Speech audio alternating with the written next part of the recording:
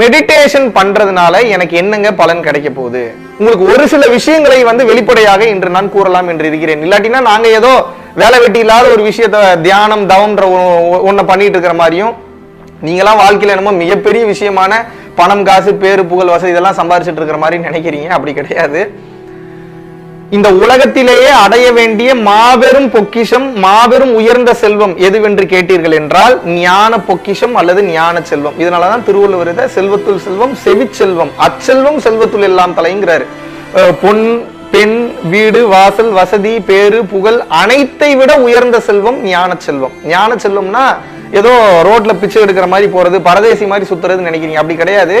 நம்ம mind set பாத்தீங்கன்னா அனைத்திற்கும் தயார் நிலையில் இருக்கும். இது இல்லாட்டினா என்னால வாழவே முடியாதுன்ற நிலைமையில் இருக்காது. ஆனா நம்மால் நினைத்து கூட பார்க்க முடியாத விஷயங்களை சாதிக்க முடியும். நினைத்த மாத்திரத்தில் சாதிக்கக்கூடிய வல்லமை இந்த மெடிடேஷனுக்கு உண்டு. ஏன்னா எண்ணங்கள் ரொம்ப பாத்தீங்கன்னா சிதறி ஓடுகின்றப்போ எண்ணத்தை ஒருநிலைப்படுத்தி ஒரே தாட்டு கொண்டு அந்த தாட்லயே நிக்கிறேன் அப்படின்னா, இப்ப எனக்கு ஒரு கார் வேணும்னு நான் நினைக்கிறேன்னு வச்சுக்கோங்க. எனக்கு கார் வேணும் கார் வேணும் கார் வேணும் கார் வேணும் நினைச்சுக்கிட்டே இருக்கிறதுக்கு பேரு ஓவர் திங்கிங். அதை நான் சொல்லல.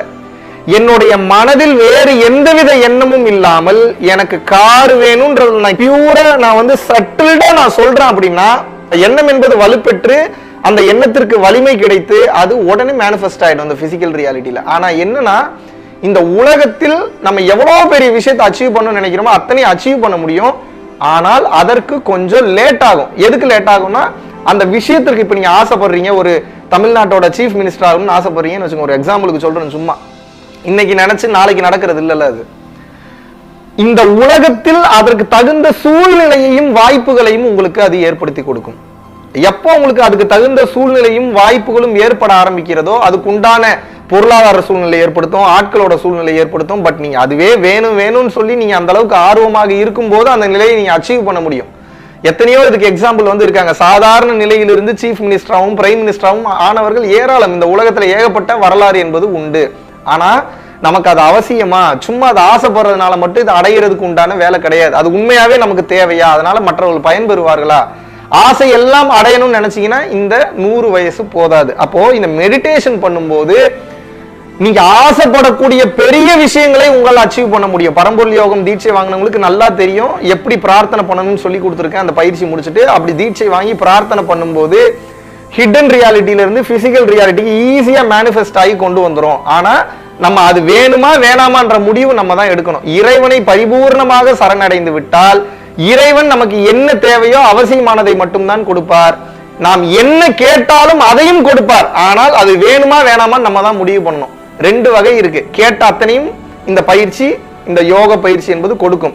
கேட்காமல் இருந்தால் எது நமக்கு சிறந்ததோ, எது நமக்கு முக்திக்கு வழிவகுக்குமோ அதை மட்டும்தான் கொடுக்கும். அப்ப எது வேணும் எது வேணான்றது முடிவு பண்ணக்கூடிய அந்த தன்மை உங்களிடம் உள்ளது. ஓகே, இந்த பயிற்சி பண்ணும்போது பொருளாதார ரீதியான மாபெரும் மாற்றங்களை உங்களால் அடைய முடியும். மாற்று கருத்தே கிடையாது. மனம் ஒருநிலைப்பட தேவையில்லாத எண்ணங்கள் குறைய குறைய வேணுங்கிற அத்தனையும் ஈஸியா அச்சீவ் பண்ண முடியும். அதை கடந்த நிலையில உங்களுடைய குடும்ப ரீதியான பிரச்சனைகளை தீர்த்து கொள்ள முடியும். உடல் ரீதியான பிரச்சனைகளை உங்களால் தீர்த்து கொள்ள முடியும். எதை நீங்கள் விருப்பப்படுகிறீர்களோ அதை உங்களால் மிக மிக எளிமையாக அடைய முடியும். கோர்ட்டு கேஸ்னு மிகப்பெரிய பெரிய பிரச்சனைகள் இருக்கீங்க, முடியாத பிரச்சனைகள் இருக்குன்னா கூட தொடர்ந்து மெடிடேஷன் பண்ணி பிரார்த்தனை பண்ணும்போது அந்த பிரச்சனைகளிலிருந்து விடுபட்டு வெளியே வர முடியும்.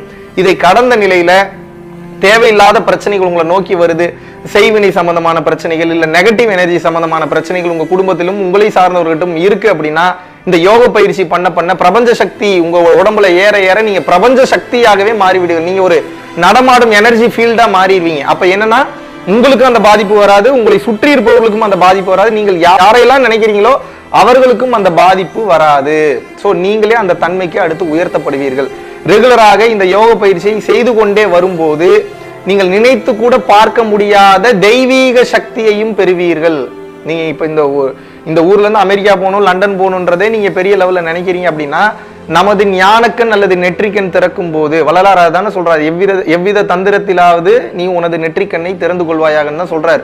அந்த பிராக்டிஸ் பண்ணும்போது அண்டம் விட்டு அண்டம் நம்மால் பயணம் செய்ய முடியும். அட்டமா சித்துக்களை பெற முடியும். அட்டமா சித்துக்கள்னா என்ன?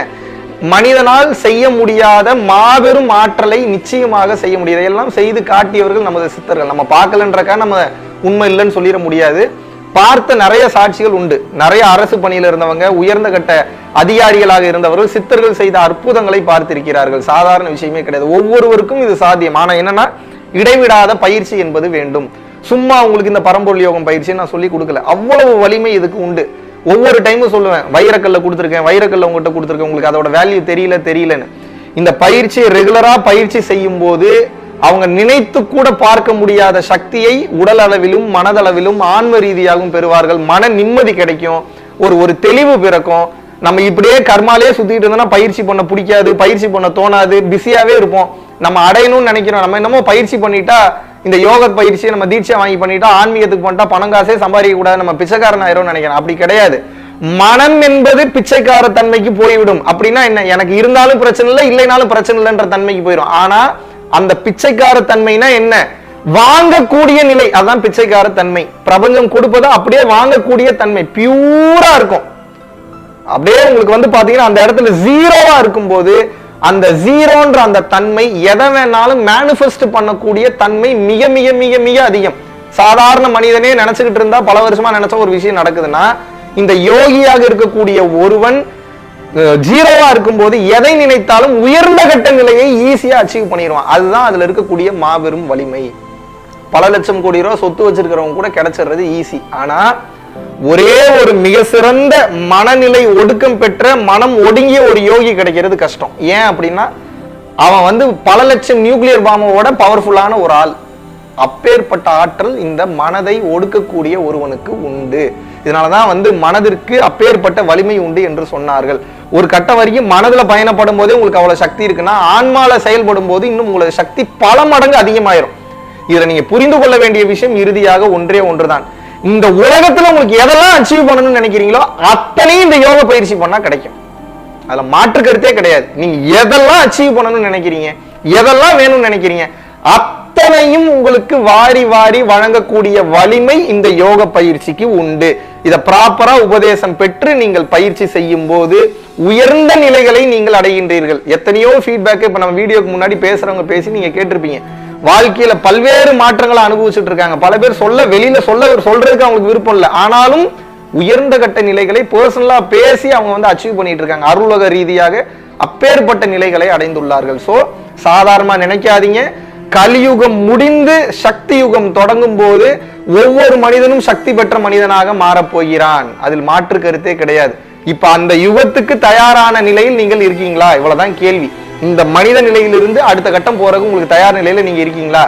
யோக பயிற்சியை பெற்று இதை நீங்கள் பயிற்சியாக செய்து கொண்டே வரும்போது இந்த உலகத்தில் வேணுங்கிற அத்தனையும் ஈஸியா அச்சீவ் பண்ண முடியும். இதெல்லாம் ஒண்ணுமே இல்லைன்றதை புரிஞ்சுக்கிட்டு இதை கடந்த நிலையில இருக்கிறதையும் உங்களால் எளிமையாக நிச்சயமாக அச்சீவ் பண்ண முடியும். இத வள்ளலாரே அதான சொல்றாரு, சின்ன சின்ன விஷயங்களுக்கு ஆசைப்படாதீங்க, பெரிய விஷயத்துக்கு ஆசைப்படுங்க. அந்த ஆன்ம லாபத்துக்கு நீங்க அச்சீவ் பண்ணணும்னு நீங்க நினைங்க, இதெல்லாம் ஈஸியா அச்சீவ் பண்ணிடலாம்.